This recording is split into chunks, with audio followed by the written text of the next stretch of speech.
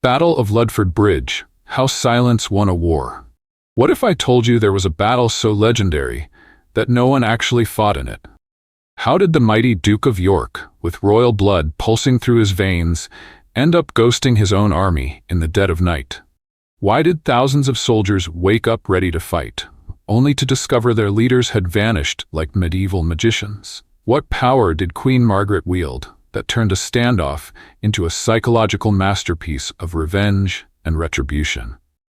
And what happened to the children left behind, one of whom would grow up to become the most controversial king in English history?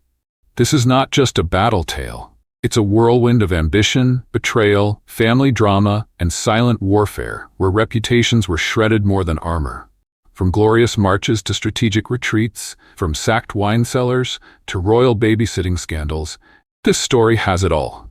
Stick around, because every twist in this saga makes the Game of Thrones look like a board meeting. 2 weeks before Ludford, on the 23rd of September 1459, the Earl of Salisbury, aka Daddy Dix, the seasoned warhorse of the Yorkist cause, had just pulled off a dazzling victory at Blore Heath. Outnumbered but not outwitted, he had crushed Lord Audley's Lancastrian force with a tactical masterclass that left the battlefield soaked in Lancastrian regrets. Salisbury, born around 1400, was Richard Neville, a man with more titles than a Game of Thrones character, and a knack for surviving political tempests. He was the father of Warwick the Kingmaker and the brother-in-law of Richard, Duke of York. Together, these three formed the Yorkist Trinity, the three Dicks, if you will, each with a sword, a cause, and a healthy distrust of Queen Margaret. Salisbury marched triumphantly to Ludlow, the stronghold of Richard, Duke of York. Ludlow was no ordinary town. It was York's power base, naturally fortified by the River Thames, with Ludford Bridge acting as the gateway. Waiting for Salisbury were York and his son-in-law Warwick, the dashing captain of Calais, who had recently been pirating foreign ships to pay his troops. Charming, York, born in 1411, was a man with royal blood and a royal-sized ambition. His claim to the throne was arguably stronger than King Henry VI's, and he wasn't shy about it. Warwick, meanwhile, was the charismatic firebrand, a man who could rally troops with a wink and a promise of plunder. When Salisbury arrived, the three men reunited like a medieval boy band, battle-hardened, politically charged, and ready to take on the crown. Now enter Queen Margaret of Anjou, the fiercest piece on the board. She wasn't just Henry VI's wife, she was the de facto ruler of England, especially since Henry had the unfortunate habit of slipping into catatonic episodes. Margaret was bold, ruthless, and had zero patience for Yorkist rebellion.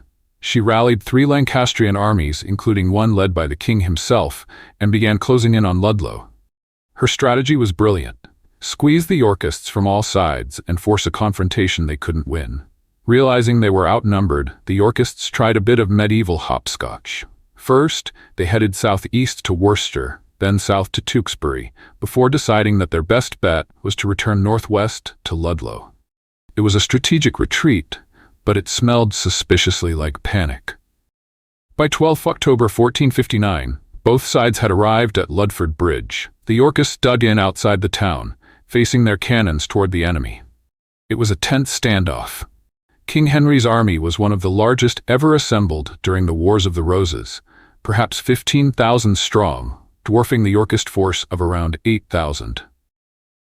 Henry VI, ever the gentle soul, offered a pardon to all Yorkists, except those involved in the killing of Lord Audley at Blore Heath. That meant Salisbury was toast if he surrendered. But the Yorkists had a bigger problem. The king himself was present, in full armor, flying the royal standard. This was a moral crisis. The Yorkist troops had been told they were fighting evil counselors, not the king.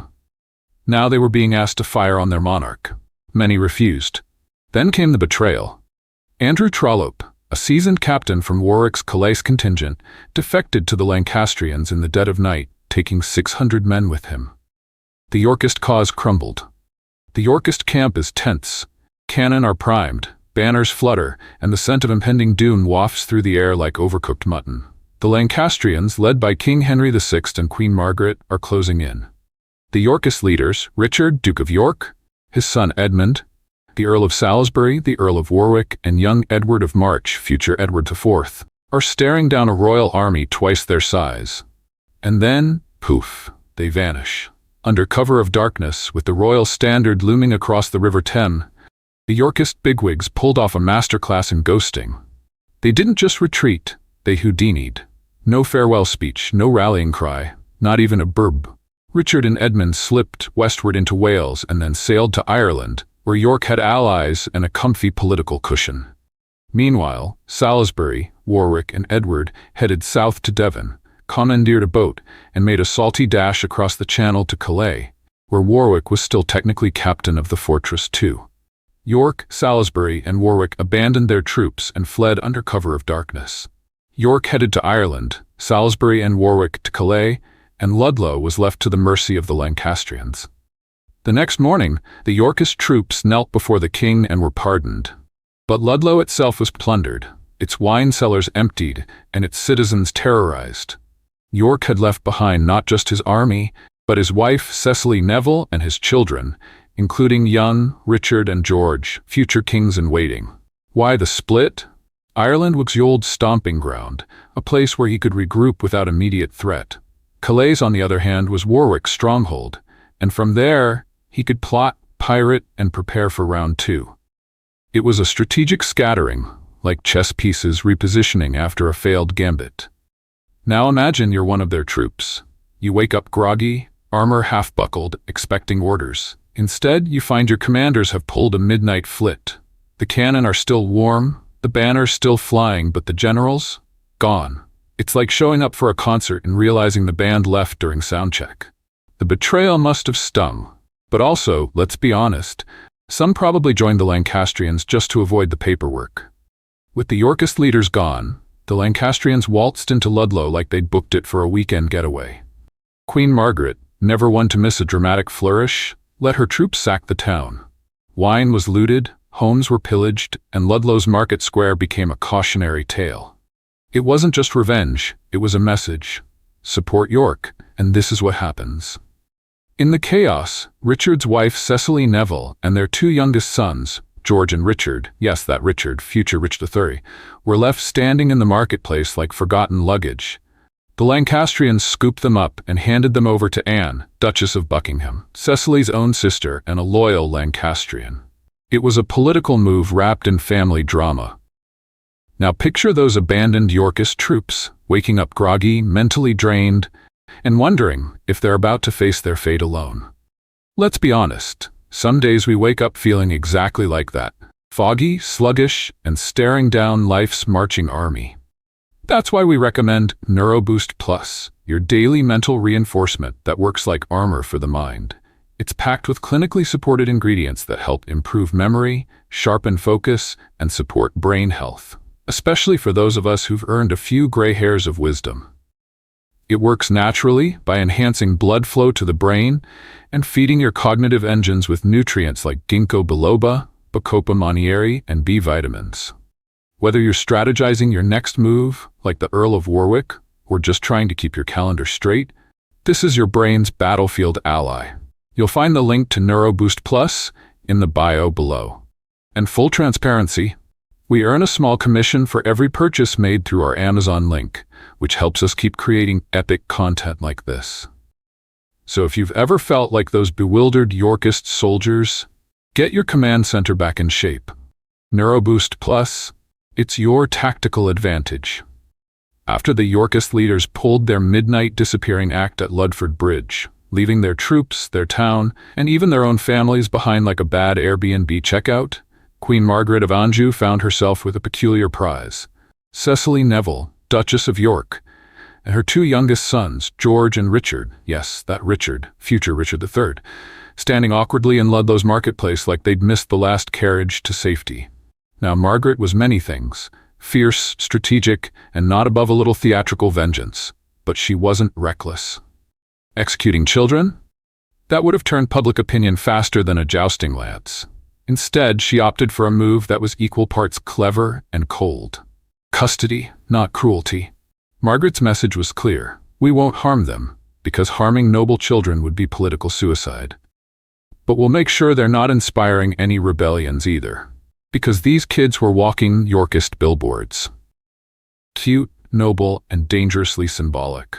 By placing them under the care of Anne Neville, Duchess of Buckingham, Cecily's own sister and a loyal Lancastrian, Margaret ensured they were safe, so she couldn't be accused of cruelty, contained, so they couldn't be used as rallying points, monitored, because nothing says family reunion like house arrest with your sibling. It was a political masterstroke. Margaret neutralized a threat without creating martyrs. She turned Ludlow's defeat into a public lesson. Support York, and your children might end up grounded by the crown. The real kicker? One of those boys, Richard, would grow up to become King Richard III, the last Plantagenet king of England. So despite Margaret's best efforts, the Yorkist flame wasn't snuffed. It was just temporarily babysat. No blood was spilled at Ludford Bridge, but reputations were.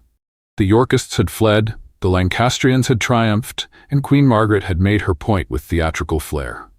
The Wars of the Roses had only just begun, but already the stage was set for betrayal, vengeance, and a whole lot of royal drama. Because let's be honest, you're not just here for the facts.